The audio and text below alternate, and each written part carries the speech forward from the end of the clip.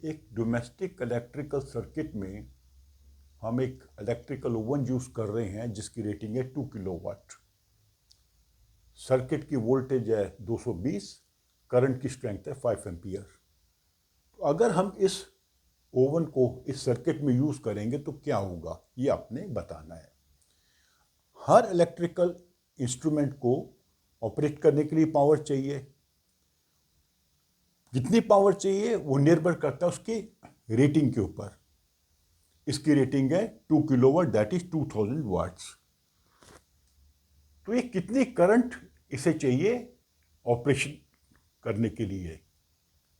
तो हम current calculate कर सकते हैं दो मेथड से। एक है ओम्स लॉ, V/R। दूसरा है पावर वाला फॉर्मूला। तो हमें चूंकि रेजिस्टेंस नहीं बताई गई इस क्वेश्चन में, तो हम इस फॉर्मूला को यूज नहीं कर सकते।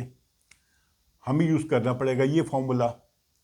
Current is power upon voltage. Power है 2000 वाट, वोल्टेज है 220। दैट मीन्स ये 9 एम्पियर की, अप्रोक्सीमेटली 9 एम्पियर की करंट ड्रा करेगा फ्रॉम द सर्किट। लेकिन हमारी करंट कितनी है? 5 एम्पियर। अर्थात इसे 5 एम्पियर से अधिक करंट चाहिए, 9 एम्पियर चाहिए, तभी ये काम करेगा। तो अगर ये 9 एम्पियर की करंट ड्रॉ करता है और हमारी रेटिंग है 5 एम्पियर, तो क्या होगा, ये जो फ्यूज है वो गर्म हो जाएगा और गर्म होने से मेल्ट हो जाएगा, अर्थात इसमें करंट फ्लो करना बंद कर देगा। और अगर आपने एमसीबी लगाया हुआ है तो वो भी ट्रिप कर जाएगा।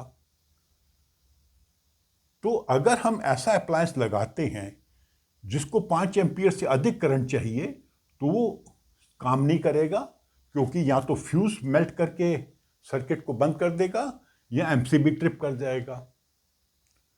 तो ऐसे क्वेश्चंस में आपने देखना होता है कि जो भी अप्लायंस है उसकी रेटिंग से आप कैलकुलेट करोगे कि उसको कितनी करंट चाहिए।